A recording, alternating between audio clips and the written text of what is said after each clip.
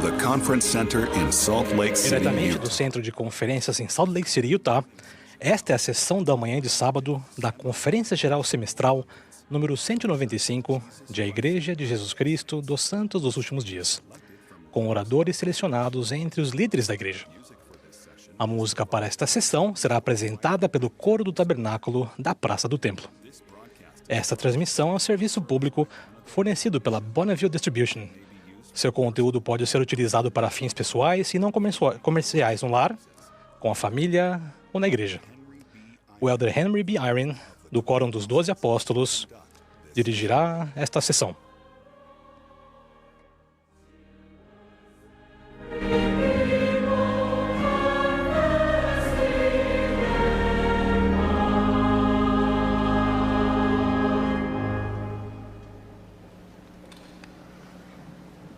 Brothers and sisters, Irmãos e irmãs, sejam bem-vindos à sessão da manhã de sábado da Conferência Geral Semestral número 195 de A Igreja de Jesus Cristo dos Santos dos Últimos Dias.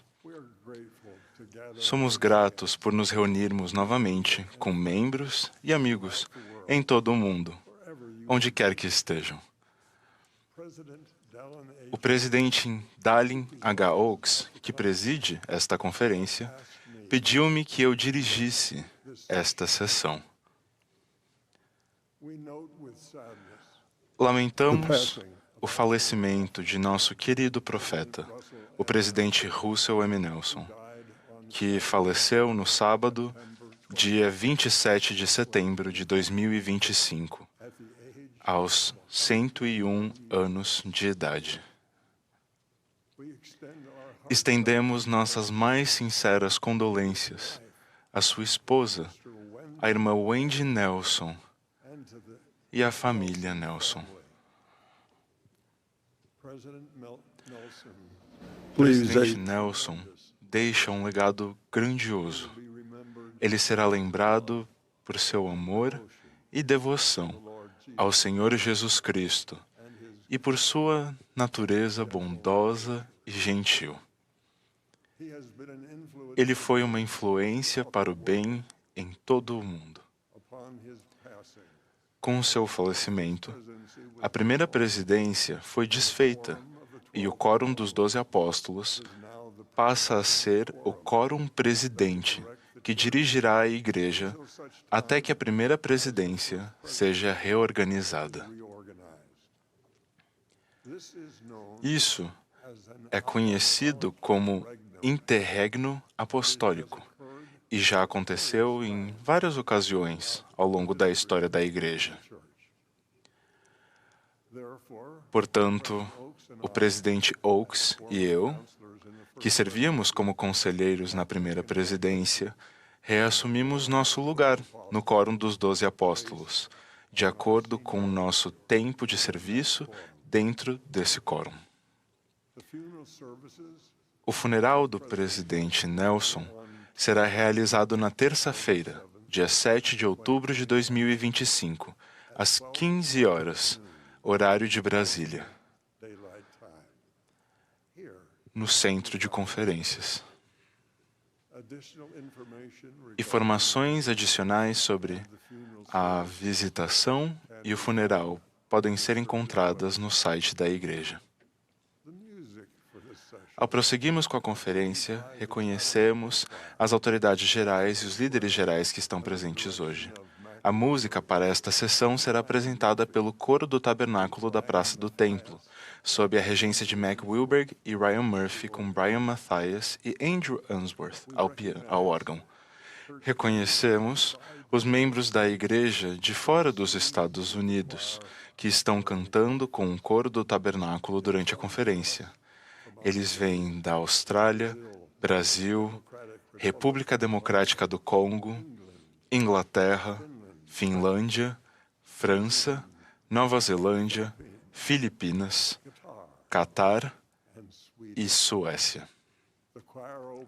O coro deu início a esta reunião cantando "Ó quão majestosa é a obra de Deus", e agora entoará "No Monte a Bandeira". A oração de abertura será então oferecida pelo Elder Carl D. Hurst, dos 70. Após a oração, ouviremos o presidente Dallin H. Oaks, presidente do Quórum dos 12 Apóstolos. Em seguida, apresentarei às autoridades gerais, os 70 de área e os líderes gerais da Igreja para o voto de apoio.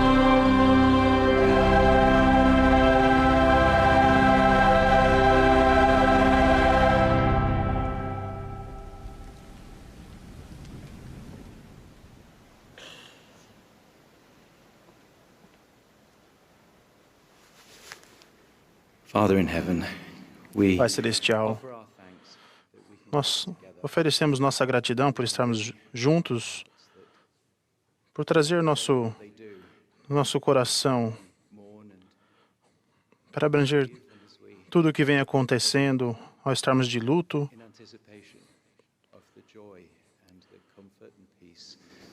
antes do momento que a conferência pode nos trazer de alegria. Pedimos que seu Espírito esteja conosco para que nos ensine. Somos gratos por todos os que se prepararam, para aqueles que apresentaram a música, as mensagens. Pedimos que nos ajude a aprender com eles. Por favor, cuide de seu povo. E encha o nosso coração em nome de Jesus Cristo. Amém.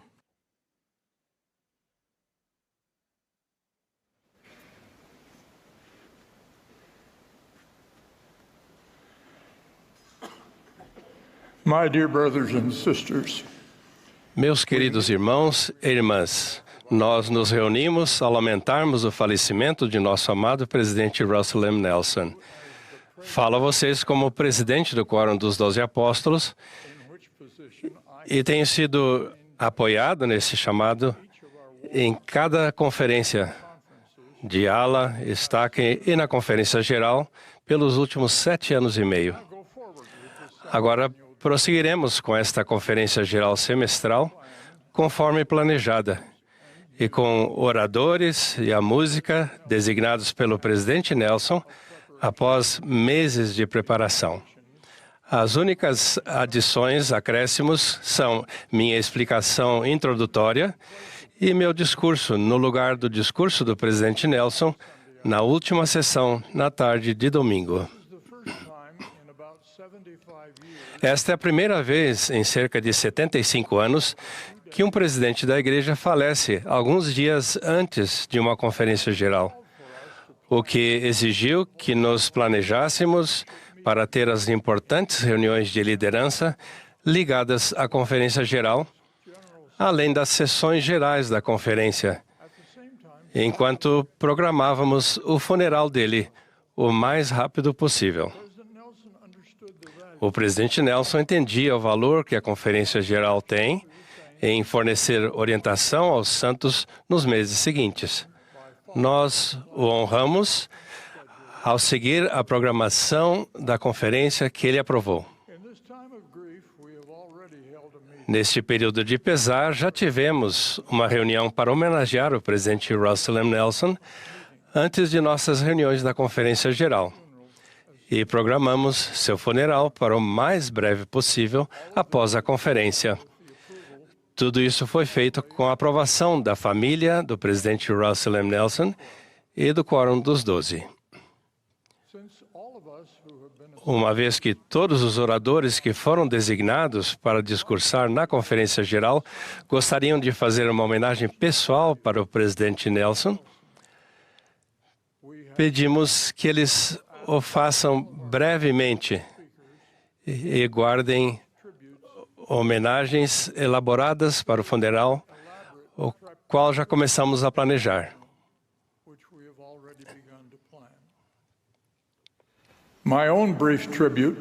Minha breve homenagem, apropriada para esta conferência e para as homenagens que já fizemos, é que aprendi mais sobre o Evangelho e amei o presidente Nelson e aprendi mais sobre a conferência, sobre a liderança no Evangelho, do que de qualquer outra pessoa ou líder que conheci pessoalmente.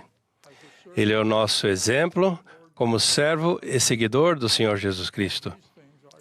Presto testemunho destas coisas em nome de Jesus Cristo. Amém.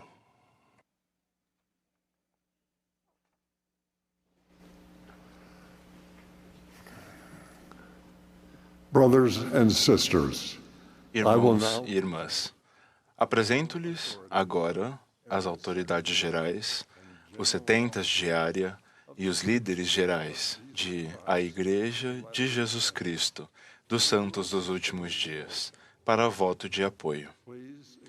Pedimos que expressem seu voto de modo costumeiro. Caso alguém se oponha a quaisquer dos nomes propostos, pedimos que entre em contato com seu presidente de estaca. É proposto que apoiemos Dallin Harris Oaks como presidente do Quórum dos 12 Apóstolos de a Igreja de Jesus Cristo dos Santos dos Últimos Dias. Os que forem a favor, manifestem-se. Se alguém se opuser, manifeste-se. É proposto que apoiemos como membros do Quórum dos 12 Apóstolos Dallin H. Dallin Oaks, H. Oaks, Jeffrey R. Holland, Henry B. Eyring, Dieter F. Uchtdorf, David A. Bednar, Quentin L. Cook, D. Todd Christofferson, Neil L. Anderson, Ronald A. Rasband, Gary E. Stevenson, Dale G. Renland, Garrett W. Gong, Ulisses Soares e Patrick Kieran. Os que forem a favor, manifestem-se. Se alguém se opuser, manifeste-se. É proposto que apoiemos os membros do Quórum dos 12 Apóstolos, como profetas, videntes e reveladores. Os que forem a favor, manifestem-se. Se alguém se opuser, manifeste-se pelo mesmo sinal. Ressaltamos que 2 novos 70 diária foram apoiados durante as reuniões de liderança da Conferência Geral e anunciados no site da Igreja posteriormente. Nós os convidamos a apoiar esses irmãos em suas novas designações. Os que forem a favor, manifestem-se. Quem se opuser, manifeste-se pelo mesmo sinal. É proposto que apoiemos as demais autoridades gerais, os 70 diária e os líderes gerais como constituídos atualmente. Os que forem a favor, manifestem-se. Os que se opuserem, se houver, manifestem-se. Obrigado, irmãos e irmãs, por seu voto de apoio em favor da liderança da Igreja. O coro agora cantará "Se ao meu lado estivesse o Salvador". Após o hino, ouviremos o elder Gary E. Stevenson, do Quórum dos 12 Apóstolos. Em seguida, ouviremos a irmã Tracy Y. Browning, que serve como segunda conselheira na presidência geral da primária. O elder Ronald M. Barcelos, dos 70, então falará a nós.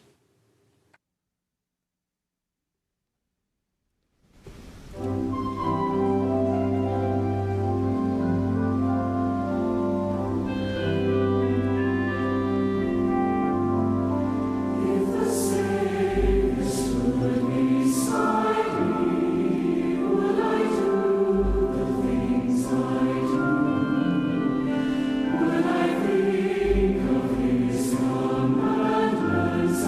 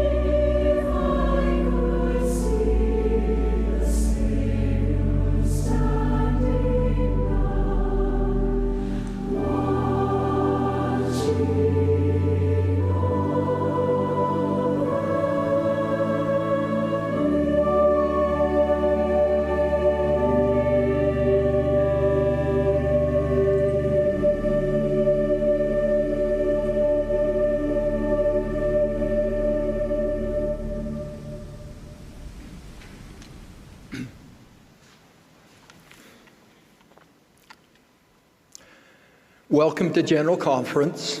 Bem-vindos à Conferência Geral. Somos muito gratos por estarmos reunidos.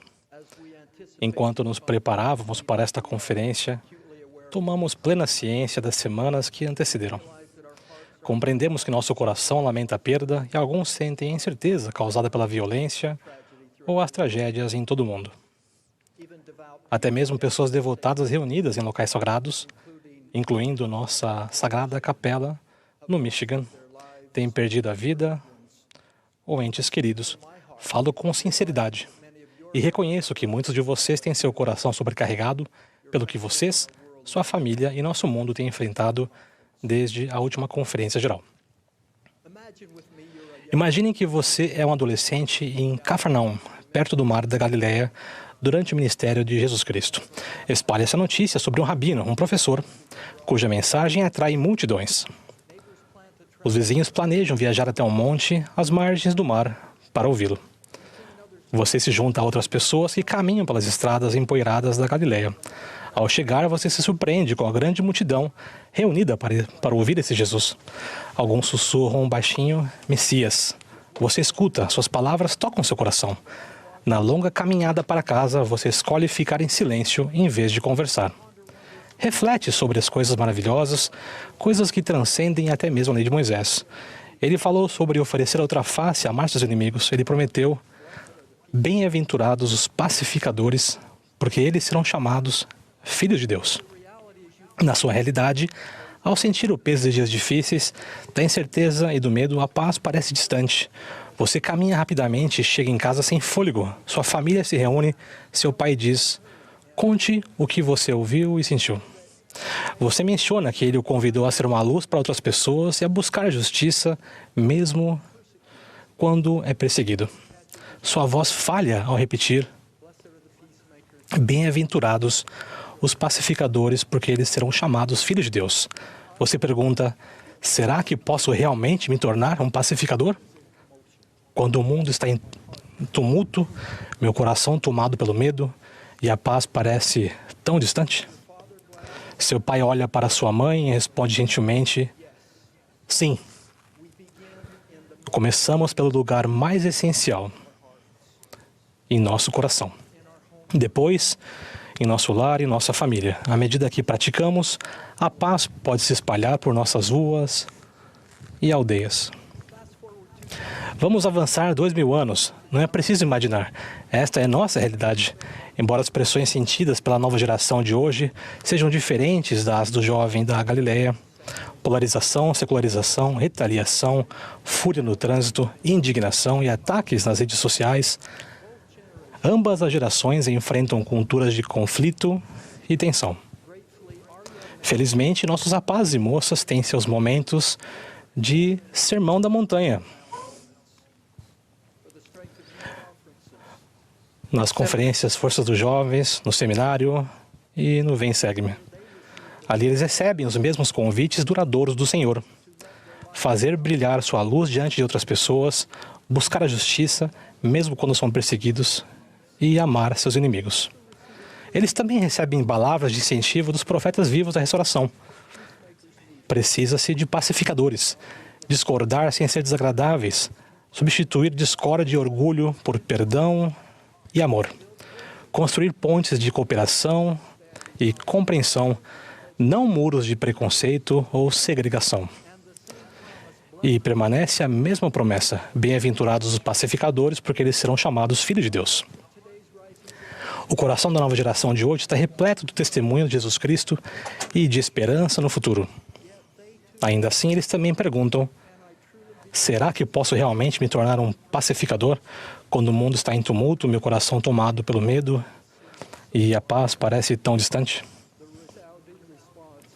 E a resposta, mais uma vez, é um sonoro sim. Valorizamos essas palavras do Salvador. Deixe-vos a paz, a minha paz vos dou. Não se turbe o vosso coração, nem se atemorize. Ser um pacificador ainda começa no lugar mais essencial, em nosso coração. Depois, no lar e na família. À medida que praticamos, a paz se espalhará por nosso bairro e comunidade. Vamos analisar um pouco mais esses 3 lugares onde o membro da igreja hoje promove a paz. O primeiro é em nosso coração. O elemento visível do ministério de Cristo demonstra como as crianças se achegavam a Ele. Isso indica como devemos agir. Olhar para o coração puro, inocente e pacificador de uma criança pode ser uma inspiração para o nosso coração. Vejam como algumas crianças da primária responderam à pergunta: como é ser um pacificador? Compartilhe as respostas sinceras que elas deram. Luke disse: sempre ajuda outras pessoas. Grace compartilhou como é importante perdoar uns aos outros, mesmo quando não parece justo. Ana disse: vi uma criança que não tinha com quem brincar, então fui brincar com ela. Lindy disse que ser um pacificador é ajudar outras pessoas. Depois você também ajuda outras pessoas. Isso vai se espalhando cada vez mais. Liam disse: não seja mal com as pessoas, mesmo que elas sejam ruins com você. London disse: se alguém provocar você ou for maldoso com você, diga: por favor, pare. Trevor observou: se você tiver apenas um doce e todos os seus amigos quiserem, você pode dividir com eles. A resposta dessas crianças são, para mim, uma evidência de que todos nós trazemos conosco uma centelha divina de bondade e compaixão. O Evangelho de Jesus Cristo cultiva e entrelaça esses atributos divinos, incluindo o princípio de ser um pacificador em nosso coração, abençoando-nos nessa vida e na próxima. E, em segundo lugar, somos pacificadores em nosso lar, seguindo o padrão do Senhor de influenciar nosso relacionamento uns com os outros. Persuasão, longanimidade, brandura, bondade, mansidão e amor não fingido. Aqui está uma história inspirada que mostra como uma família transformou o ato de promover a paz em um compromisso familiar, colocando esses princípios em prática. As crianças dessa família estavam tendo dificuldades em seu relacionamento com um adulto que frequentemente era mal-humorado, orgulhoso e ríspido. As crianças, magoadas e frustradas, começaram a se perguntar se o único caminho a seguir era imitar aquele comportamento grosseiro. Certa noite, a família conversou abertamente sobre aquela tensão e o quanto aquilo afetava a todos. Então, surgiu uma ideia, não apenas uma solução, mas um experimento. Em vez de responderem com silêncio e retaliação, as crianças fariam algo inesperado. Elas responderiam com bondade. Não seria apenas uma maneira educada de se conter, mas uma demonstração sincera e intencional de palavras bondosas e gestos atenciosos a despeito de como eles responderiam. Todos concordaram em fazer essa tentativa por um tempo determinado, após o qual voltariam a se reunir e falar a respeito do assunto. Embora algumas pessoas estivessem hesitantes no início, elas se comprometeram com esse plano com um coração sincero. O que aconteceu em seguida foi incrível. As interações frias começaram a ser abrandadas, os sorrisos substituíram os rostos carrancudos. O adulto, antes distante e rude, começou a mudar. As crianças, fortalecidas pela escolha de agir com amor, encontraram alegria na transformação. A mudança foi tão profunda que a reunião que tinham planejado fazer posteriormente nunca foi necessária. A bondade, de modo sutil, tinha feito seu trabalho. Com o tempo, verdadeiros laços de amizade foram formados, elevando a todos. Para sermos pacificadores, perdoamos outras pessoas e, de modo intencional, nós as edificamos em vez de rebaixá-las. Terceiro, ser um pacificador em nossa comunidade. Nos conturbados anos da Segunda Guerra Mundial, Elder John A. Widtsoe ensinou: a única maneira de edificar uma comunidade pacífica é edificar homens e mulheres que amem e promovam a paz. Cada pessoa, de acordo com esta doutrina de Cristo, possui em suas próprias mãos a paz do mundo. A história a seguir ilustra lindamente esse princípio. Há alguns anos, 2 homens, um imã muçulmano e um pastor cristão da Nigéria, encontravam-se em lados opostos em uma dolorosa divergência religiosa. Cada um deles havia sofrido profundamente, e ainda assim, pelo poder de cura do perdão, eles escolheram trilhar juntos o mesmo caminho. O imã Muhammad Ashafa e o pastor James Wuye se tornaram amigos e improváveis parceiros pela paz. Juntos fundaram um centro de mediação interreligiosa. Hoje ensinam outras pessoas a substituir o ódio pela esperança. Após 2 indicações ao Prêmio Nobel da Paz, eles se tornaram recentemente os primeiros a receber o Prêmio da Paz da Commonwealth. Esses homens, que antes eram inimigos, agora caminham lado a lado, reconstruindo o que estava quebrado, sendo testemunhas vivas de que o convite do Salvador para sermos pacificadores não é somente algo possível, como também é poderoso. Quando passamos a conhecer a glória de Deus, não temos desejo de ferir-nos uns aos outros, mas sim de viver em paz. Em nossa congregação, em nossa comunidade, que escolhamos ver uns aos outros como filhos de Deus. Em resumo, faço um convite. Ser um pacificador exige ação. O que isso pode significar para cada um de nós a partir de amanhã? Que tal seguirmos por uma semana um plano com 3 passos para nos tornarmos pacificadores? 1. O ambiente sem contenda no lar. Quando a contenda começar, façam uma pausa e reiniciem com palavras e gestos bondosos. 2. Construção de pontes digitais. Antes de fazerem uma publicação, responderem ou comentarem algo online, perguntem-se: isso vai construir uma ponte? Caso contrário, parem, não enviem. Em vez disso, compartilhem o bem. Publiquem paz no lugar do ódio. Número 3, reparar e reconciliar. Cada membro da família pode procurar alguém com quem tem um relacionamento difícil para pedir desculpas, ministrar, reparar e se reconciliar. Já se passaram alguns meses desde que senti uma profunda impressão que me levou a esta mensagem: bem-aventurados os pacificadores. Para concluir, gostaria de citar algumas impressões que têm tocado meu coração ao longo desse tempo. Ser um pacificador é um atributo cristão. Os pacificadores às vezes são rotulados de ingênuos ou fracos por todos os lados. Ainda assim, ser um pacificador não é ser fraco, mas ser forte de uma maneira que o mundo talvez não compreenda.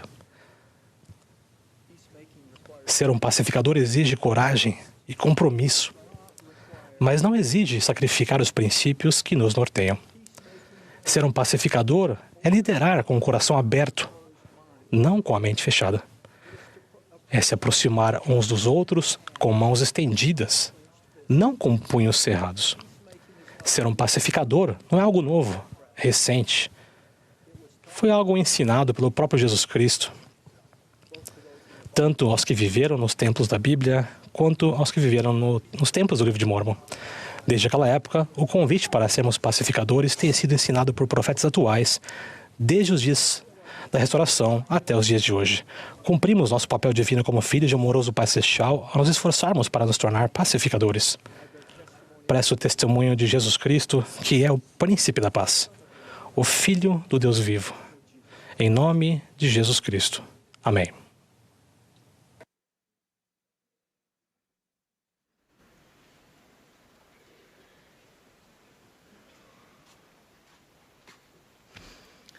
Uma das bênçãos de servir na primária é que meu coração aprendeu a amar em idiomas que não falo.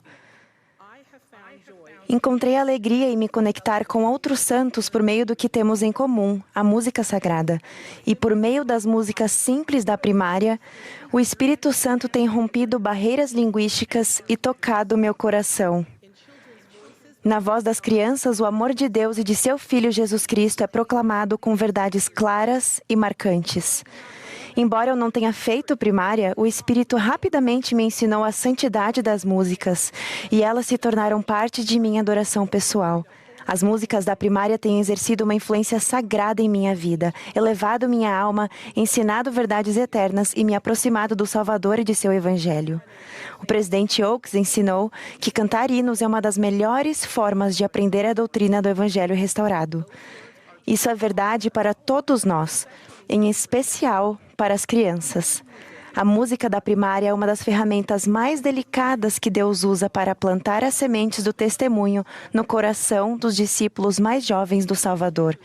Os pais, líderes e professores nutrem essa semente ao convidar as crianças a testificarem sobre tudo o que aprendem sobre o Pai Celestial, Jesus Cristo e o Espírito Santo.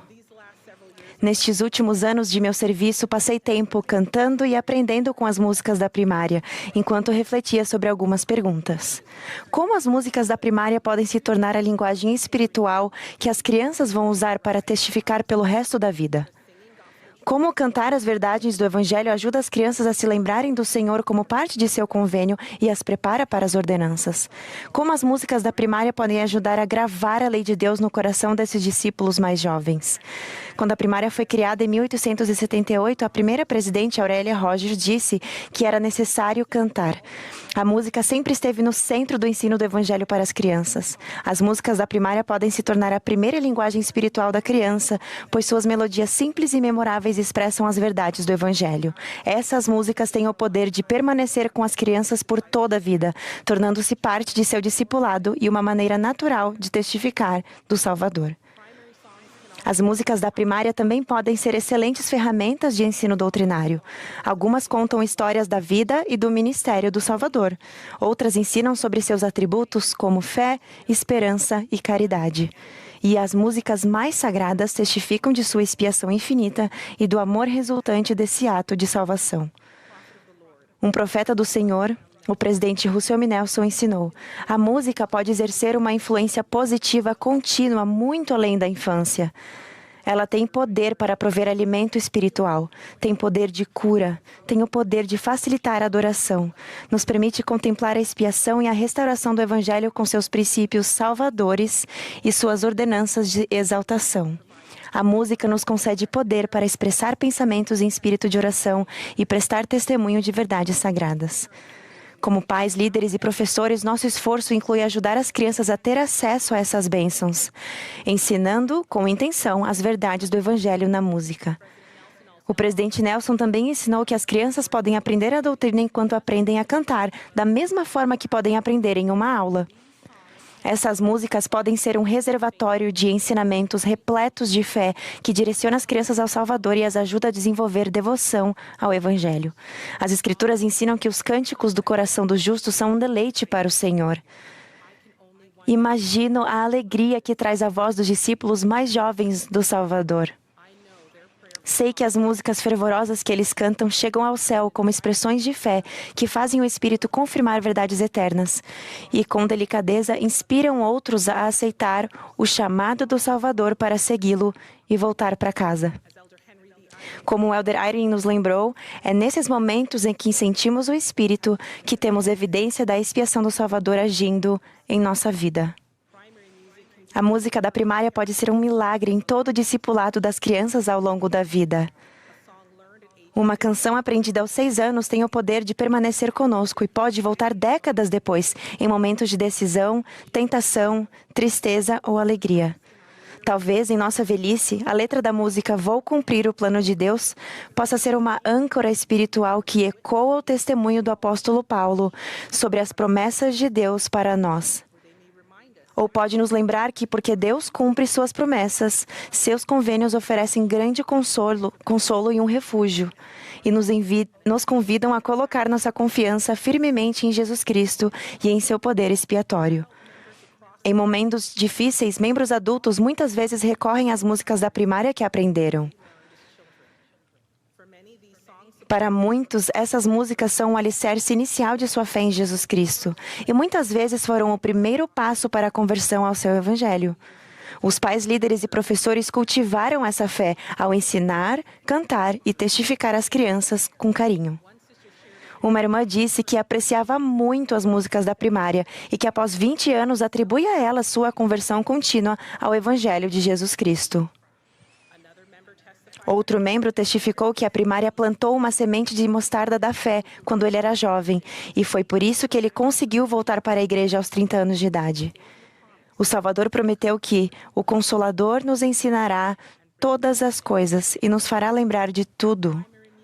As músicas da primária podem ser uma evidência dessa promessa. Outra música da primária muito apreciada captura o poder da fé simples e do testemunho duradouro. Quero andar com Cristo e ao meu lar voltar. Seu Espírito comigo para sempre vai estar. Quero a cada dia meu coração mudar. Se estou com Cristo, comigo Ele está. Ao cantarem, as crianças expressam o desejo de ser discípulos e aprendem o padrão de viver no convênio. O Espírito pode usar a música para gravar verdades eternas em seu terno coração. E com o tempo, elas podem decidir sintonizar e voltar seu coração e sua vida para Jesus Cristo ao fazer e guardar convênios sagrados. A música sagrada pode ajudar a gravar a doutrina de Cristo em nossa alma e nos preparar para receber ordenanças. Ela conecta a doutrina do Salvador à nossa memória e essa memória ao nosso discipulado. Como líderes da primária, temos a responsabilidade sagrada de garantir que a música seja ensinada com alegria, compreensão doutrinária e o Espírito. Isso inclui incentivar as crianças a perceberem o que sentem enquanto cantam e ajudá-las a reconhecer que os sentimentos vêm do Espírito. Esses esforços ajudam a prepará-las para ordenanças sagradas, como o batismo e a confirmação, além de inspirar sua lembrança do convênio ao renovarem suas promessas a Deus.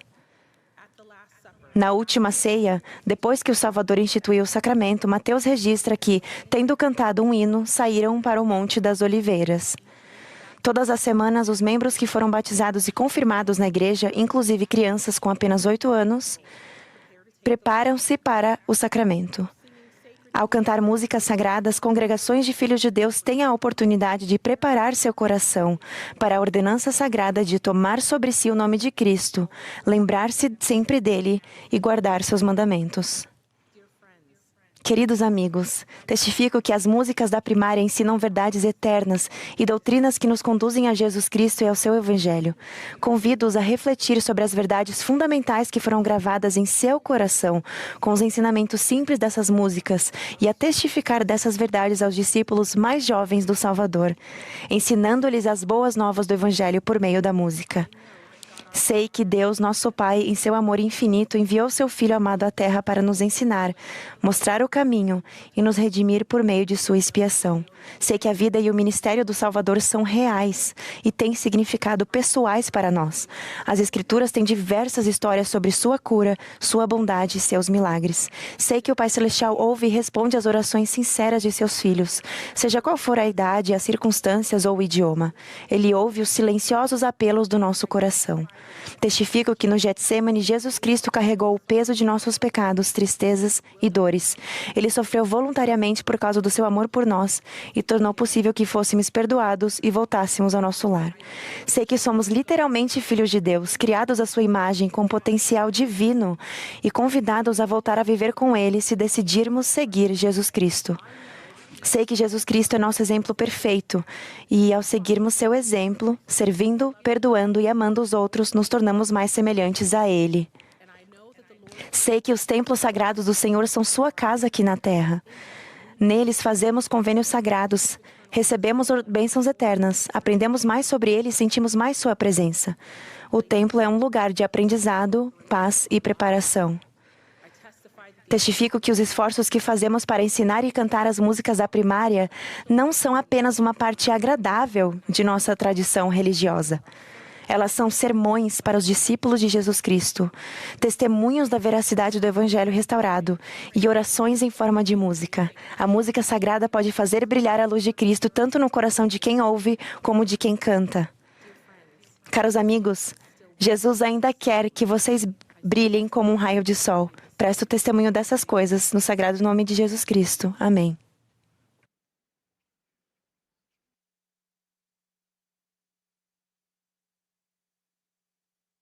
Quando o Senhor ordenou ao profeta Samuel que escolhesse um novo rei de Israel dentre os filhos de Jessé, ao olhar para Eliabe, o filho mais velho de Jessé, ele exclamou com entusiasmo: certamente está perante o Senhor o seu ungido. Contudo, Eliabe não era o servo escolhido do Senhor. O Salvador advertiu Samuel: não atentes para a sua aparência, nem para a altura da sua estatura, porque o rejeitei, porque o Senhor não vê como vê o homem, pois o homem vê o que está diante dos olhos, porém o Senhor olha para o coração. Embora Davi não fosse fisicamente o mais forte ou mais habilidoso dentre os seus irmãos, seu coração era forte aos olhos de Deus. Ele amava Deus de todo o coração e tinha um profundo desejo de lhe obedecer. Ele tinha fé inabalável no amor, no poder e nas bênçãos prometidas de Deus, como demonstrou posteriormente quando lutou destemidamente e derrotou Golias com a ajuda do Senhor. Essa história nos ensina que tudo o que Deus precisa para realizar seus propósitos e nos ajudar a nos tornarmos quem Ele deseja que nos tornemos é que cada um de nós volte o coração plenamente a Ele. A um doutor da lei o Salvador ordenou: amarás ao Senhor teu Deus de todo o teu coração. E ao profeta Joseph Smith ele disse: eis que o Senhor requer o coração e uma mente solícita. E aos nefitas o Salvador ressurreto fez o seguinte convite: oferecer-me-eis como um sacrifício um coração quebrantado e um espírito contrito. Por que ele disse essas coisas? O Salvador ensinou que se o nosso coração estiver totalmente voltado para Ele, por causa de seu sacrifício expiatório, podemos ser abençoados com a força e os dons espirituais que precisamos para superar nossos desafios mortais, resistir às tentações, receber orientação e compreensão e sentir alegria e paz em nossa vida. De pequenas coisas provém aquilo que é grande, disse ele. Ele pode fazer com que as coisas fracas se tornem fortes e pode nos abençoar com tudo de que precisamos para ter sucesso nessa vida mortal e alcançar a vida eterna. Bem-aventurados os puros de coração, disse ele, porque eles verão a Deus. Acredito que é por isso que, pelo menos em parte, Jesus Cristo corrigiu com tanta frequência os escribas e fariseus durante seu ministério mortal. Embora fossem diligentes em guardar sua lei, eles o faziam pelos motivos errados. Ele os repreendeu, dizendo: este povo aproxima-se de mim com sua boca e honra-me com os seus lábios, mas seu coração está longe de mim. Este é um sério alerta a todos os seus discípulos de que não se trata apenas do que fazemos, nossas palavras e nossas ações, mas também por qual razão fazemos o que Jesus Cristo nos pede, nossos desejos e motivações. Ele declarou: pois eu, o Senhor, julgarei todos os homens segundo suas obras, segundo o desejo de seu coração. Nosso Pai Celestial deseja de seus filhos mais do que atos mecânicos de obediência e serviço. Ele quer que façamos essas coisas com real intenção, porque o amamos de todo o coração. Ele quer que desejemos nos tornar como Ele é. Agora, se a saúde espiritual de nosso coração é uma das principais preocupações do Salvador, o que Ele busca em um verdadeiro discípulo, como podemos examinar nosso coração e saber se ele está correto aos olhos de Deus? Recentemente, quando minha esposa e eu retornamos de nossa missão em Portugal, fizemos uma série de exames médicos para avaliar nossa condição física. Alguns desses exames se concentraram na saúde de nosso coração, como exames de sangue, ecocardiogramas e testes de estresse. Acredito que o Salvador também nos forneceu um conjunto de exames espirituais que podemos usar para avaliar a saúde espiritual de nosso coração. Deixe-me compartilhar alguns deles com vocês. Primeiro, nosso foco, prioridades e motivos.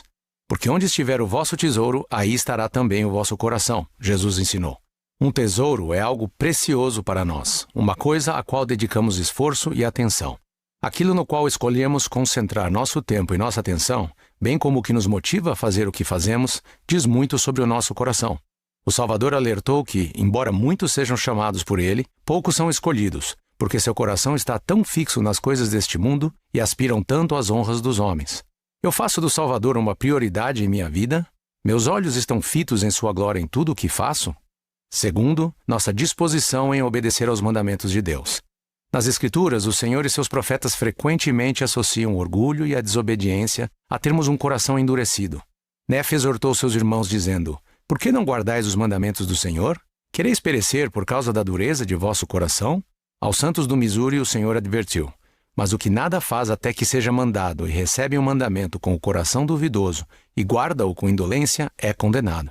Embora o Salvador não espere perfeição na observância de seus mandamentos, ele pede que desejemos guardá-los e que nos esforcemos com todo o coração para isso. Terceiro, nossa diligência em estudar as Escrituras e buscar revelação. O Senhor convidou Oliver Cowdery a entesourar estas palavras no coração.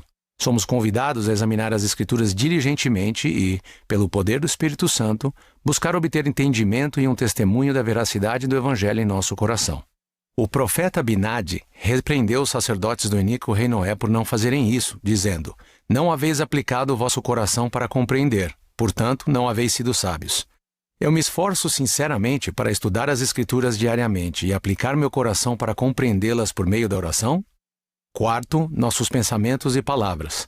O Salvador ensinou que do coração procedem os maus pensamentos, e que do que há em abundância no coração, disso fala a boca. A qualidade de nossos pensamentos e de nossas palavras é um bom indicador da pureza de nosso coração. Tenho alimentado pensamentos negativos sobre as ações ou motivações das pessoas, ou até sobre mim mesmo? Sou muito rápido em julgar e condenar as pessoas? Busco desculpas ou justificativas para os meus erros? E quanto às minhas palavras, elas elevam e inspiram as pessoas ao meu redor, ou frequentemente geram conflitos e ressentimentos? Após concluir meus exames, meu médico me disse que, no geral, meu coração estava saudável, mas algumas questões precisavam ser resolvidas logo, antes que se agravassem. Ele então recomendou algumas mudanças em meus hábitos. Da mesma forma, se ao realizarem essa avaliação espiritual de seu coração, vocês notarem alguns sintomas negativos começando a surgir, peço que não entrem em pânico. O Salvador providenciou excelentes medicamentos e tratamentos para ajudá-los. Ele até prometeu lhes dar um coração novo. Aqui estão algumas ações que podem melhorar a força espiritual de seu coração. Primeiro, fortaleçam seu relacionamento com Cristo. Quando dedicamos tempo diariamente para nos aproximarmos de Cristo, nosso coração é transformado. O estudo diário das Escrituras, acompanhado de oração sincera e jejum regular, aumentará seu amor pelo Salvador e fortalecerá sua fé e seu desejo de se arrepender e entregar humildemente seu coração a Deus. Pensem neste exemplo de Nefe. Clamei, portanto, ao Senhor, e eis que Ele me visitou e enterneceu meu coração, de maneira que acreditei em todas as palavras que meu pai dissera. Ao continuarmos a nutrir a semente da fé por meio de nossos desejos e ações justas, experimentaremos a mesma santificação de nossos corações que os nefitas.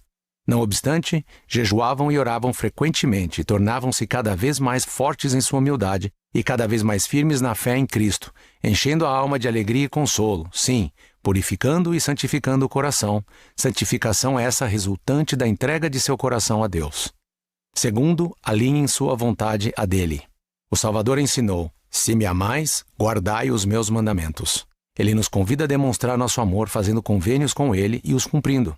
Ao nos esforçarmos diariamente para guardar seus mandamentos, arrependermos-nos sinceramente de nossos pecados e perseverarmos em tomar sobre nós o seu nome e alinhar a nossa vontade à dele, podemos ser abençoados com a companhia constante do Espírito Santo.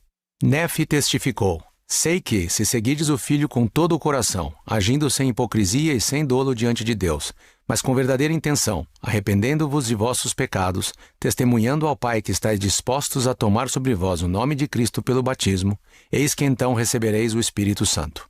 O Espírito Santo nos guiará e nos ajudará a conhecer a vontade do Senhor e a fazer boas escolhas.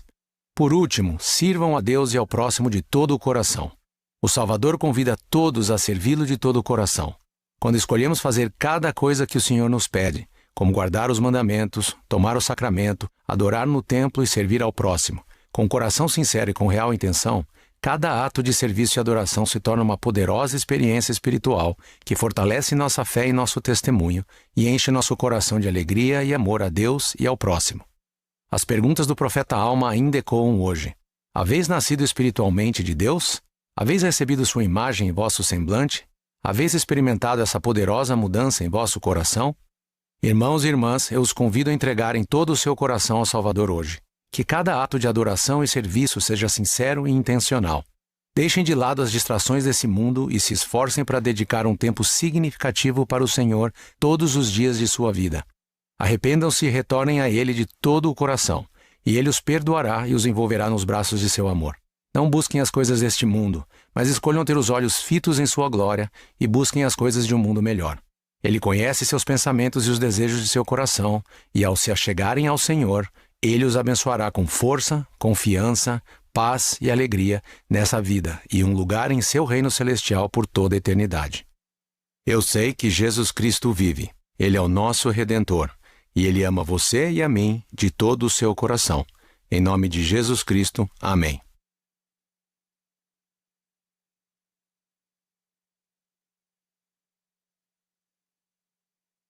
Return to Him with all your heart, and He will forgive you and encircle you in the arms of His love. Seek not the things of this world, but choose to have your eyes single to His glory and seek the things of a better one. He knows your thoughts and the desires of your heart, and as you come unto Him, He will bless you with strength, confidence, peace, and a joy in this life and a place in His celestial kingdom for all eternity. I know Jesus Christ lives. He is our Redeemer, and He loves you and I with all His heart. In the name of Jesus Christ, amen.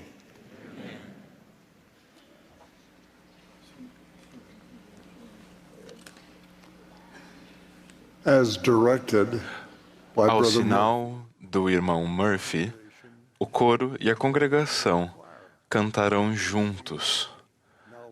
Alegres cantemos. Em seguida, ouviremos os elders Brick V. Eyre e Kelly R. Johnson, dos 70.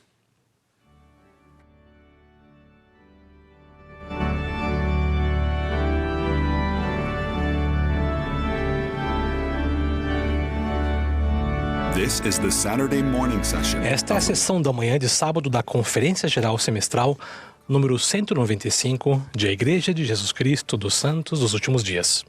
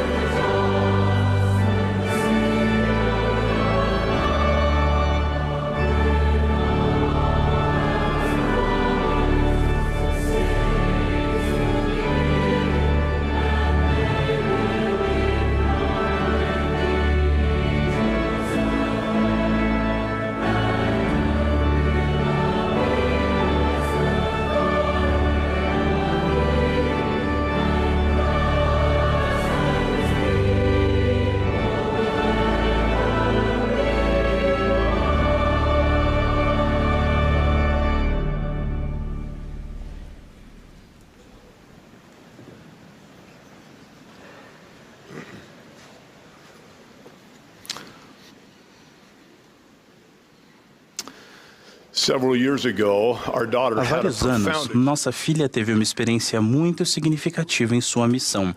Com a permissão dela, compartilhe um trecho do que ela nos escreveu naquela semana.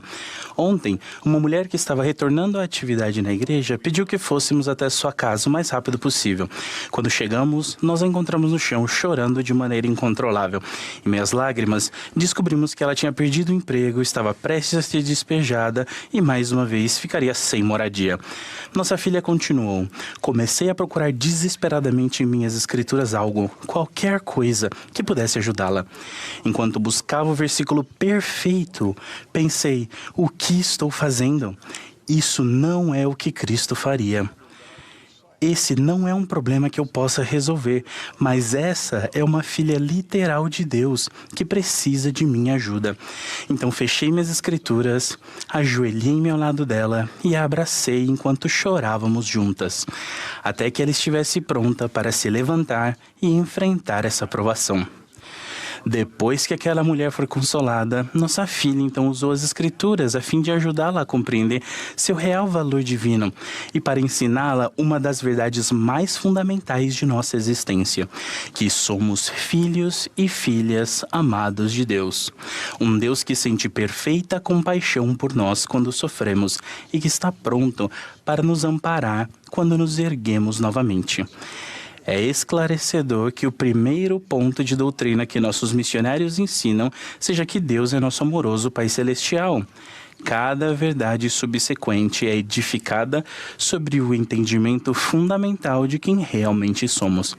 Susan H. Porter, presidente-geral da Primária, ensinou: saber e compreender que você é perfeitamente amado como filho de Deus muda tudo. Muda a maneira como se sente a respeito de si quando comete erros. Muda a maneira como se sente quando surgem desafios. Muda a maneira como enxerga os mandamentos de Deus. E muda sua visão a respeito das outras pessoas e de sua capacidade de fazer a diferença. Essa mudança é exemplificada com a experiência que Moisés teve ao falar com Deus face a face.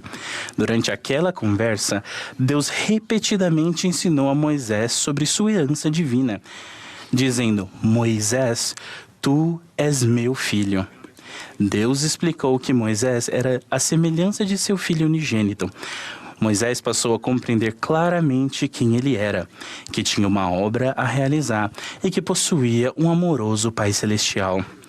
Depois dessa experiência, o adversário veio para tentá-lo e imediatamente o chamou, dizendo: Moisés, filho de homem. Esse é um recurso comum e perigoso no arsenal do adversário.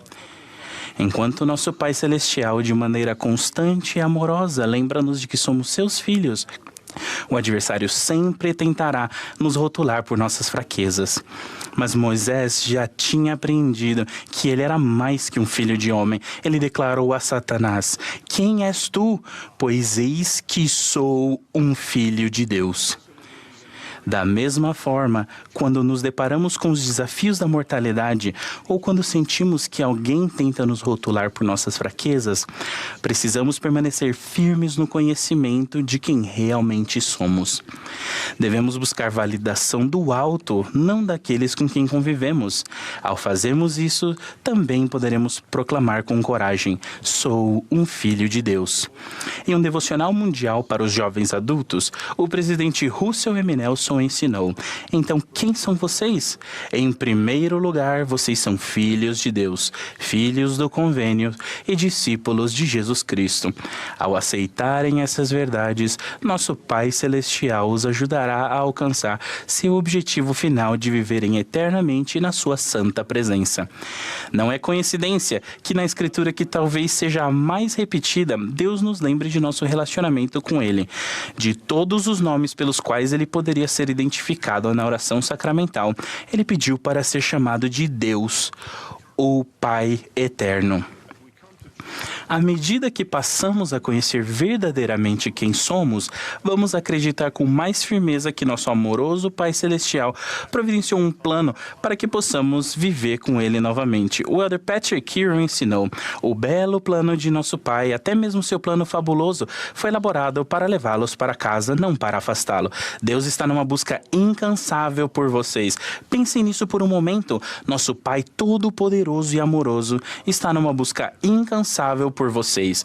Não importa onde estejam no caminho do discipulado, nossa vida vai mudar de maneira significativa se compreendemos melhor quem somos. Vou sugerir duas maneiras pelas quais podemos aprofundar esse entendimento. Primeiro, a oração. Quando Salvador estava começando o seu ministério mortal, ele foi conduzido ao deserto para estar com Deus. Talvez devêssemos mudar nossa mentalidade e, em vez de simplesmente fazermos orações, dedicarmos tempo suficiente a estar com Deus a cada dia.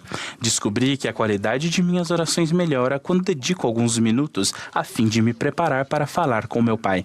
As escrituras mostram que esse é um padrão que funciona. Tanto Joseph Smith quanto Nephi, o filho de Elamã, ou Enos, todos tiveram algum momento de ponderação e reflexão antes de sua comunicação com Deus, registrada nas escrituras. Enos disse que sua alma sentia fome à medida que as palavras de seu pai lhe penetravam profundamente o coração. Cada um desses exemplos nos ensina a necessidade de nos prepararmos espiritualmente para nosso tempo diário de estar com Deus. Ao povo nefita, o Salvador ensinou: quando orares, entra no teu aposento, e quando tiveres fechado a tua porta, ora ao teu pai. Seja em um aposento reservado ou em outro cômodo, o princípio é encontrar um lugar onde vocês possam ficar sozinhos para orar, permitir que sua alma esteja em silêncio e sentir os sussurros da voz mansa e delicada. Podemos nos preparar refletindo sobre as coisas pelas quais somos gratos e sobre as perguntas ou preocupações que gostaríamos de levar ao nosso Pai. Devemos nos esforçar para não fazer uma oração mecânica, mas para conversar com o nosso Pai, em voz alta, se possível. Percebo que no caos de nossa vida, quando cuidamos de crianças pequenas ou corremos de um compromisso para o outro, talvez não tenhamos o luxo de aposentos silenciosos ou de uma preparação cuidadosa. Mas estas orações silenciosas, rápidas e urgentes podem ser muito mais significativas quando nos esforçamos para estar com Deus nas primeiras horas do dia. Entre nós pode haver aqueles que não oram há muito tempo e outros que às vezes sentem que suas orações não são ouvidas. Prometo a vocês que o seu Pai Celestial os conhece, ama vocês e quer ouvi-los. Ele quer conversar com vocês. Ele quer que vocês se lembrem de quem são.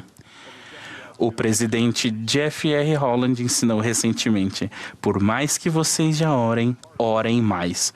Por maior que seja o esforço de suas orações, orem com ainda mais dedicação. Além de aumentar a frequência e o fervor de nossas orações, estudar diariamente o livro de Mórmon e adorar no templo ajudará a preparar nossa mente para a revelação. À medida que nos esforçamos para aprimorar nossa comunicação com o Pai Celestial, Ele nos abençoará para sentirmos de maneira mais profunda que somos seus filhos. Segundo, saber que Jesus é o Cristo.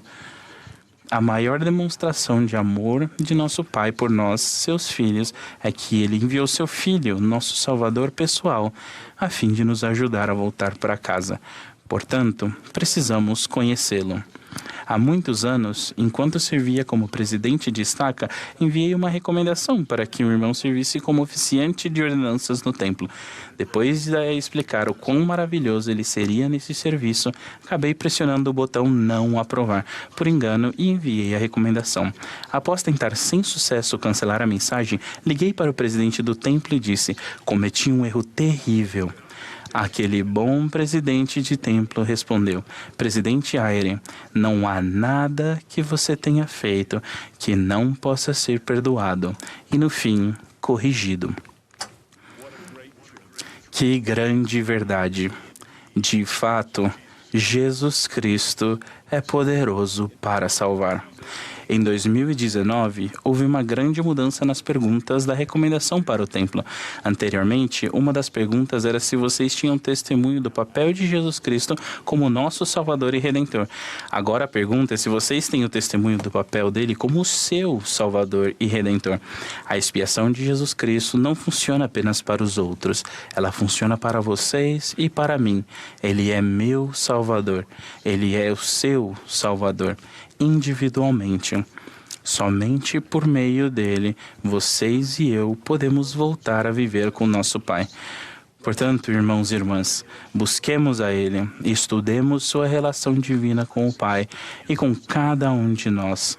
Sintamos o cântico do amor que redime, que alcança cada um de nós pessoalmente por meio de nosso Redentor, enquanto nos arrependemos. À medida que passamos a conhecer aquele que é poderoso para salvar, compreenderemos que nós, como os filhos de Deus, somos sua alegria, seu foco mais importante e, de fato, cada um de nós vale a pena ser salvo. Testifico que temos um Pai Celestial amoroso quando passamos a conhecer essa verdade eterna por meio de poderosas orações, revelação pessoal e de chegarmos a Jesus Cristo, podemos agora e sempre proclamar com coragem: sou um filho de Deus. Em nome de Jesus Cristo, amém.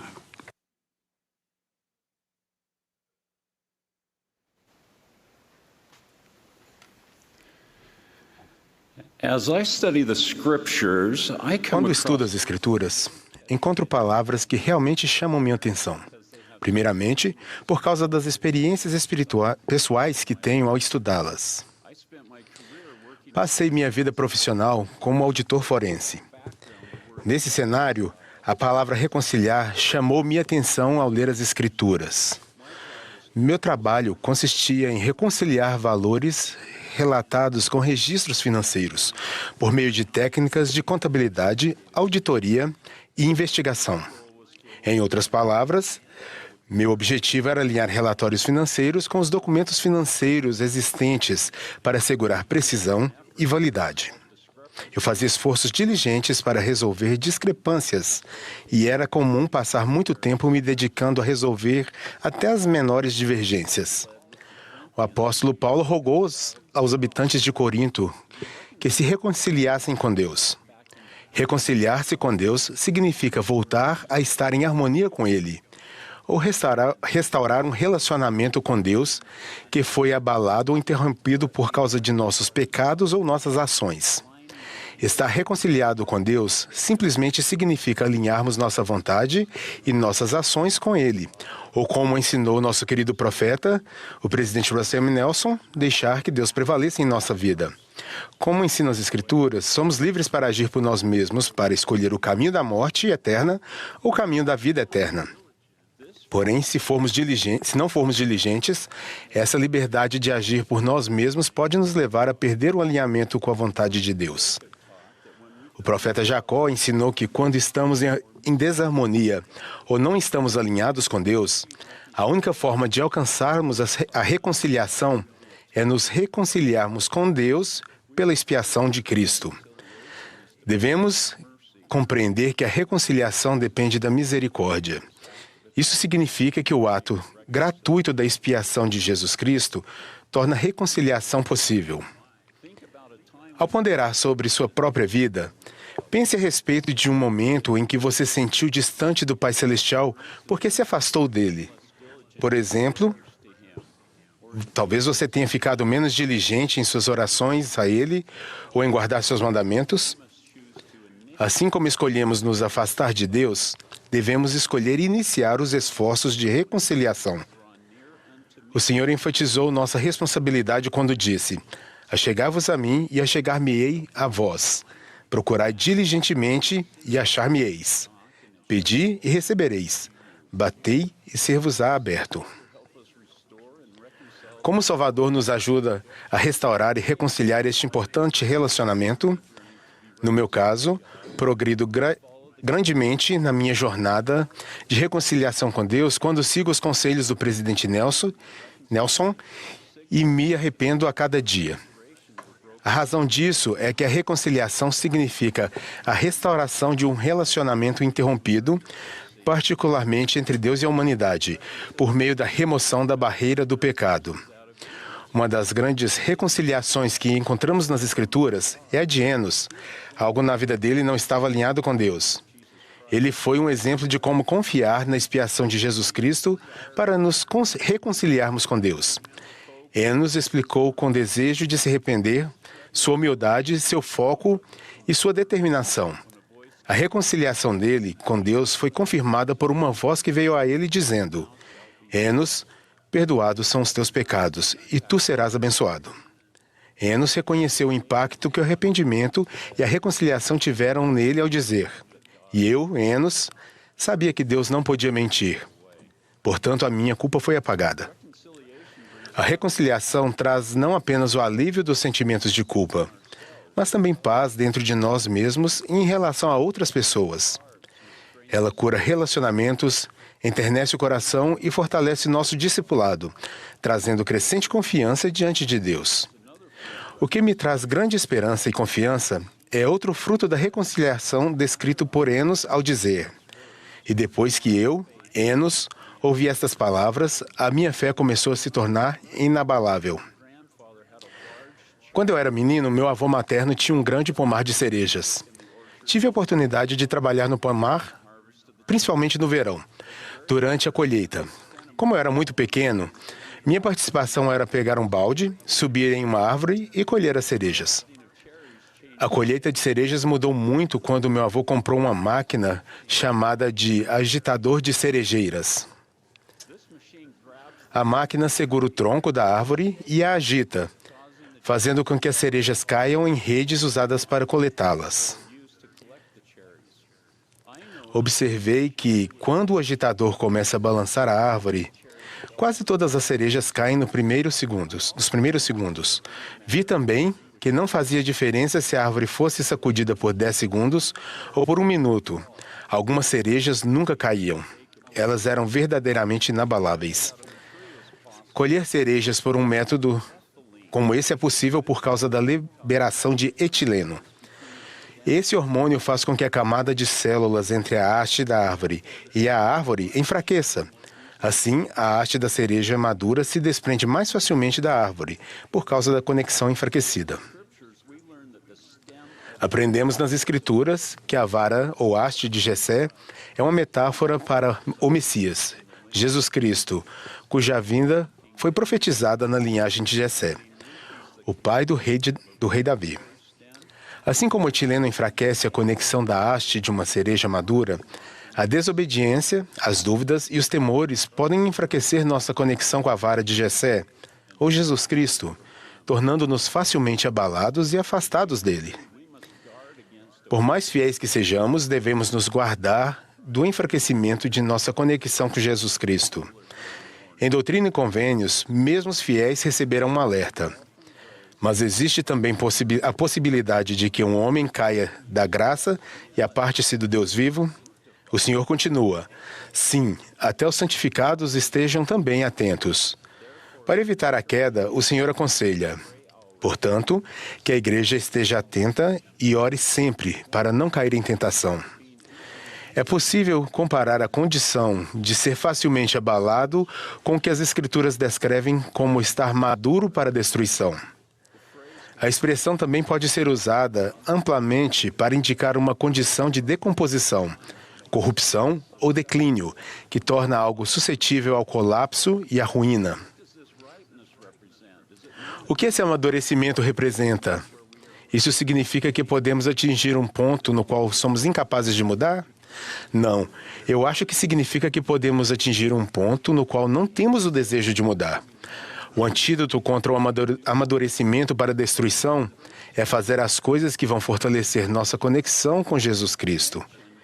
Como mencionei, o arrependimento levou Enos ao ponto da fé inabalável. Há força no arrependimento regular, imediato e frequente.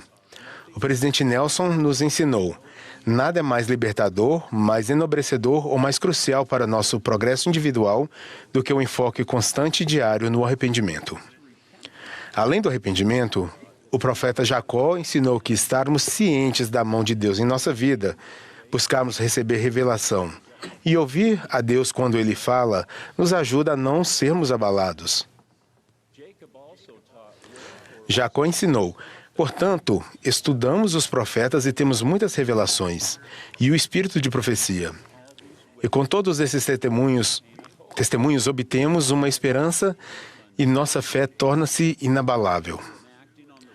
Ouvir e agir de acordo com as palavras e os convites dos profetas e apóstolos podem nos encher de esperança, confiança e força, fazendo com que nossa fé torne-se inabalável. Aprendi que o desejo de nos reconciliar com Deus deve ser acompanhado do desejo de nos arrepender. O arrependimento é a vivência das bênçãos da expiação de Jesus Cristo, que levam à fé inabalável. Fé inabalável leva ao desejo de sempre nos reconciliarmos com Deus. Esse é um padrão circular ou repetitivo. Irmãos e irmãs, eu os convido a se reconciliarem com Deus por intermédio da expiação de Jesus Cristo. Testifico que fazer e guardar convênios fortalece nossa conexão com o Salvador e evita nos tornarmos maduros para a destruição. Testifico que essa reconciliação com Deus, por intermédio da expiação de Jesus Cristo, leva a uma fé inabalável. Sei que o Pai Celestial ama vocês e a mim, e que Ele enviou seu Filho amado, Jesus Cristo, para ser nosso Salvador, Redentor e nosso grande reconciliador. Testifico de Jesus Cristo e faço isso em nome de Jesus Cristo. Amém.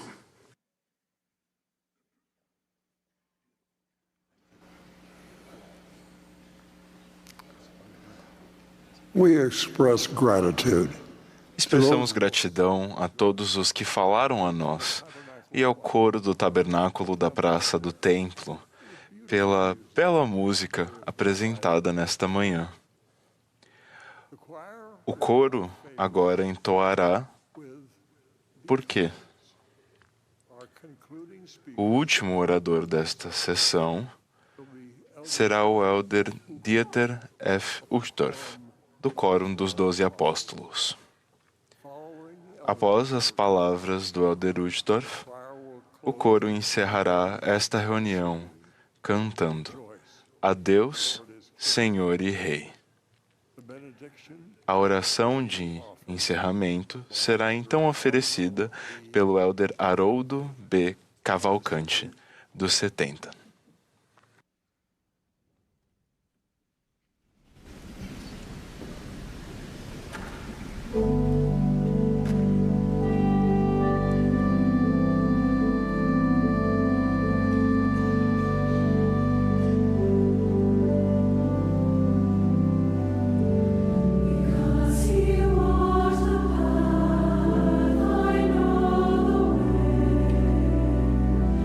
Because he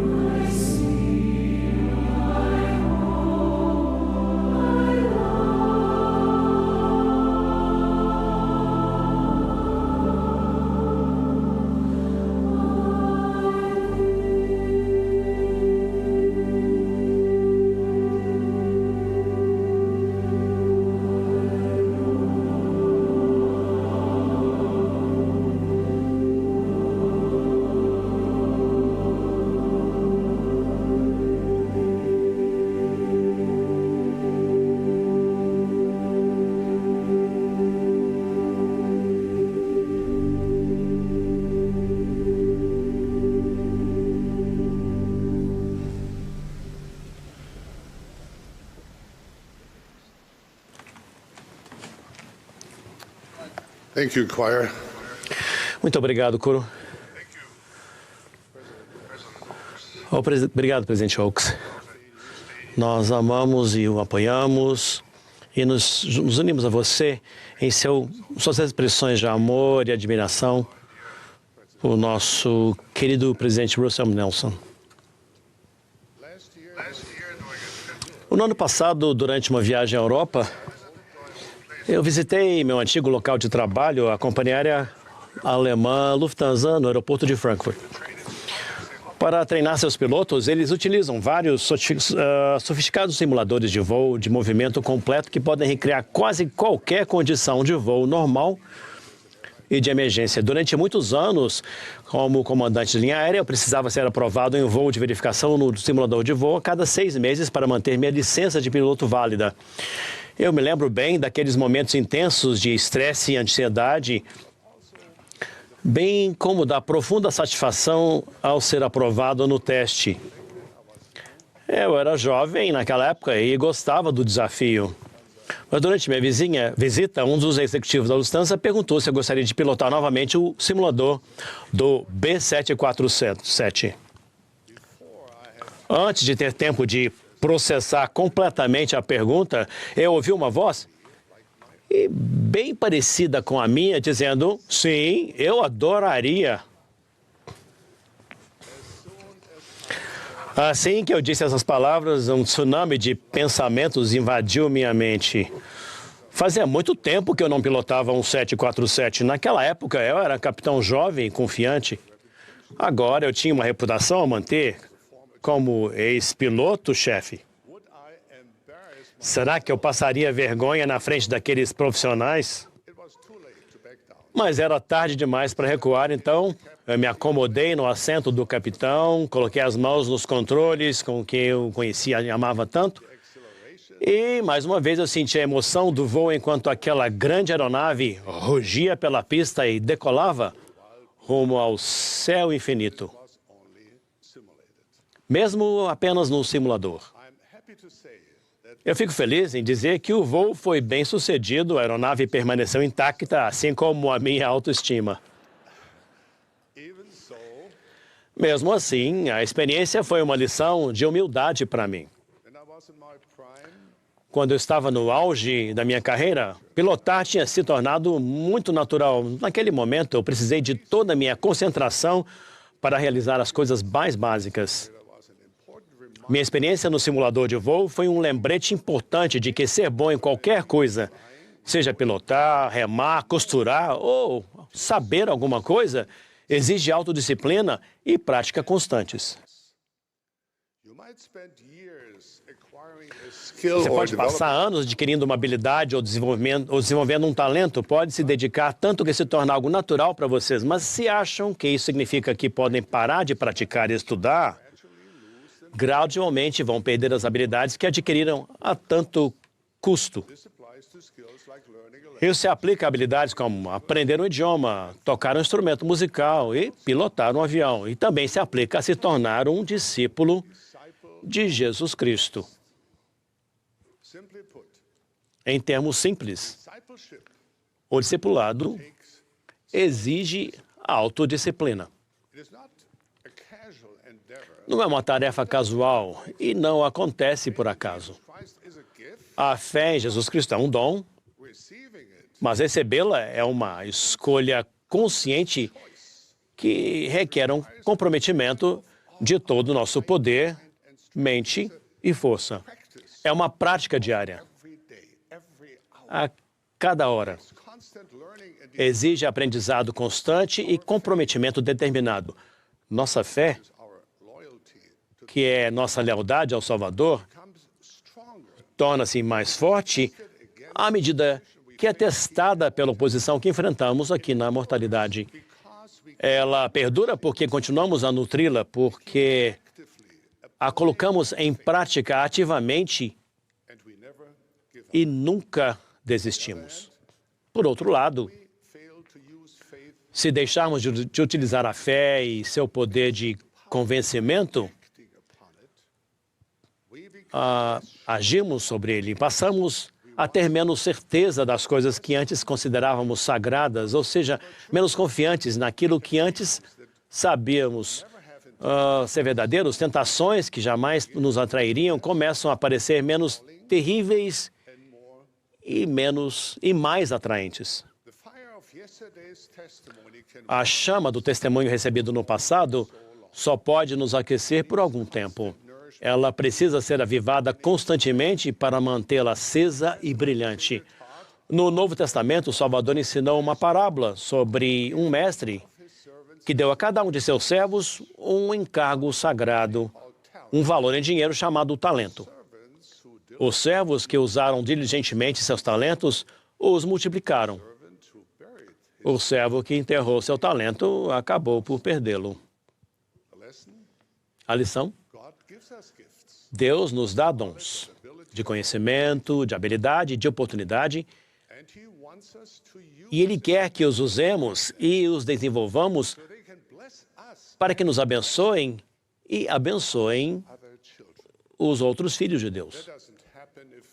Isso não vai acontecer se colocarmos esses dons no alto de uma prateleira como um troféu que admiramos de vez em quando. Nossos dons só são ampliados e apenas se multiplicam quando nós os usamos. Mas talvez alguém diga, Elder Doctor, eu não tenho dons ou talentos, pelo menos nenhum que seja tão valioso. Talvez olhem para outras pessoas cujos dons são evidentes e impressionantes e se sintam bastante comuns em relação aos outros. Podem supor que na existência pré-mortal, no dia do grande banquete de dons e talentos, seu prato parecia extremamente vazio, especialmente se comparado aos pratos fartos e abundantes de outros. Como eu gostaria de poder abraçá-los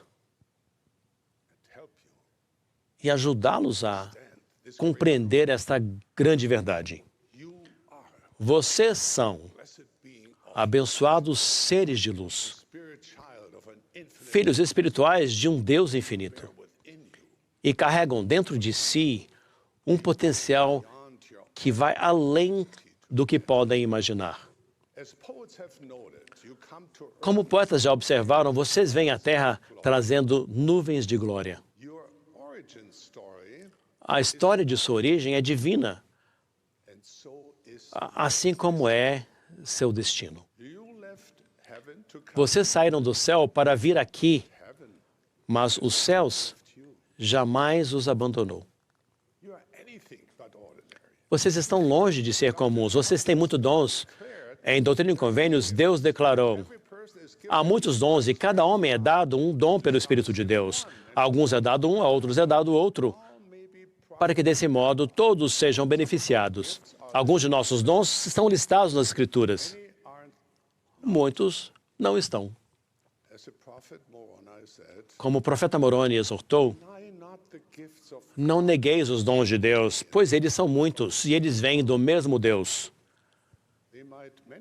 Eles podem se manifestar de diversas maneiras, mas é o mesmo Deus que opera tudo em tudo. Talvez seja verdade que nossos dons espirituais nem sempre chamem a atenção. Isso não significa que sejam menos importantes. Eu gostaria de compartilhar com vocês alguns dons espirituais que notei em membros da igreja, em tantos membros da igreja, no mundo todo. Reflitam se vocês foram abençoados com um ou mais destes dons, como demonstrar compaixão. Notar pessoas que passam despercebidas. Encontrar motivos para ser alegre. Ser um pacificador. Notar pequenos milagres. Fazer elogios sinceros. Perdoar. Arrepender-se. Perseverar. Explicar as coisas de maneira simples. Conectar-se com crianças. Apoiar os líderes da igreja. Ajudar as pessoas a se sentir incluídas. Talvez não vejam esses dons sendo apresentados no show de talentos da aula, mas espero que possam ver como eles são preciosos para a obra do Senhor e como vocês podem ter tocado, abençoado, até mesmo salvado um dos filhos de Deus por meio de seus dons. Lembrem-se, é por meio de coisas pequenas e simples que as grandes são realizadas. Portanto, cada um de nós dê sua pequena contribuição. Amados irmãos e irmãs, queridos amigos, oro para que o Espírito os ajude a reconhecer os dons e talentos que Deus deu a vocês. Então, assim como os servos fiéis na parábola do Senhor, que os ampliemos e os multipliquemos. Dia virá em que estaremos diante de nosso compassivo Pai Celestial para prestar contas de nossa mordomia. Ele vai querer saber o que fizemos com os dons que Ele nos deu, especialmente como os usamos para abençoar seus filhos. Deus sabe quem realmente somos, quem fomos destinados a nos tornar, e por isso, suas expectativas para nós são altas. Ele não espera um salto grandioso, heróico ou sobre-humano de nossa parte para alcançarmos suas expectativas. No mundo que Ele criou, o crescimento não acontece apenas de maneira gradual e paciente, mas também de maneira constante e incansável. Lembrem-se, Jesus Cristo foi quem realizou a parte... Lembrem-se, foi Jesus Cristo que já realizou a parte sobre-humana ao vencer a morte e o pecado. Nossa parte é seguir a Jesus Cristo.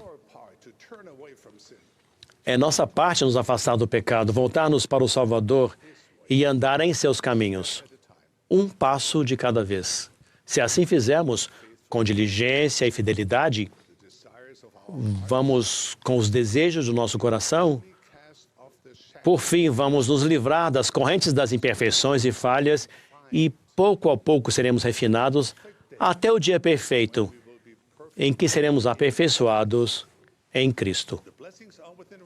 As bênçãos estão ao nosso alcance, as promessas foram feitas, a porta está completamente aberta.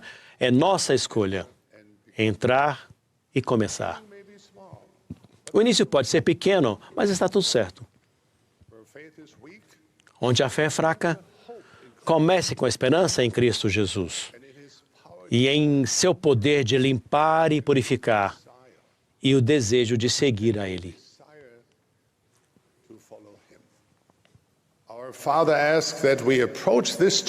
Nosso Pai pede que enfrentemos esse desafio de fé e discipulado não como turistas ocasionais, mas como discípulos dedicados que abandonam a Babilônia e voltam seu coração, sua mente e seus passos para Sião.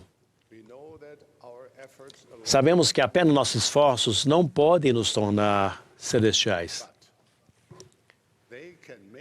mas podem nos tornar leais e comprometidos a Jesus, o Cristo. E Ele pode nos tornar celestiais. Graças a nosso amado Salvador, não existe situação sem saída. Se colocarmos nossa fé e esperança nele, nossa vitória está garantida. Ele nos promete acesso à sua força, ao seu poder, à sua graça abundante. Passo a passo, pouco a pouco, vamos nos aproximar cada vez mais do grande e perfeito dia em que viveremos com Ele e com nossos entes queridos em glória eterna. Para chegarmos lá, precisamos fazer a nossa parte hoje e todos os dias. Somos gratos pelos passos que demos ontem, mas não paramos aí. Sabemos que ainda temos um longo caminho a percorrer, mas não deixamos que isso nos desanime. Essa é a essência de quem somos, como seguidores de Cristo. Exorto e abençoo cada membro da igreja e todos os que desejam a confiar no Salvador o suficiente para se empenhar paciente e diligentemente, fazendo sua parte de todo o seu coração. para que sua alegria seja completa e um dia receba tudo o que o Pai possui. Disso eu presto testemunho. Em nome de Jesus Cristo. Amém.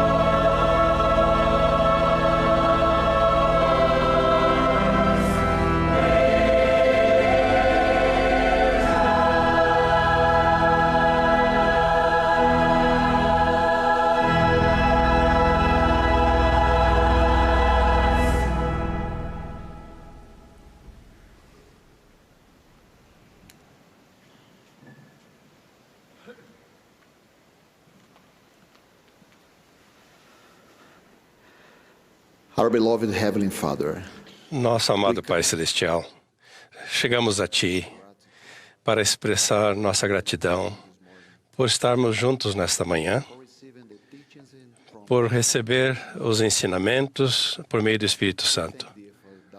Nós te agradecemos por Teu amado Filho, Jesus Cristo, por seu sacrifício expiatório e por Teu plano de salvação e felicidade.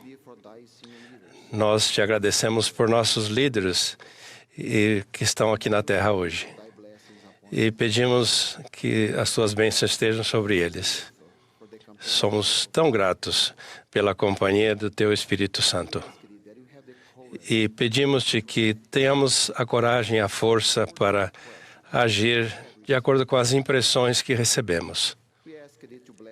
Nós te pedimos que abençoe teus missionários no grande trabalho de congregar Israel, que eles possam convidar todos, um por um, a vir a Cristo. Nós te pedimos que enche nosso coração com teu amor e que aumente nossa fé e também o desejo de buscar aqueles, um por um, que estão esquecidos e perdidos. Em nome de Jesus Cristo. Amém.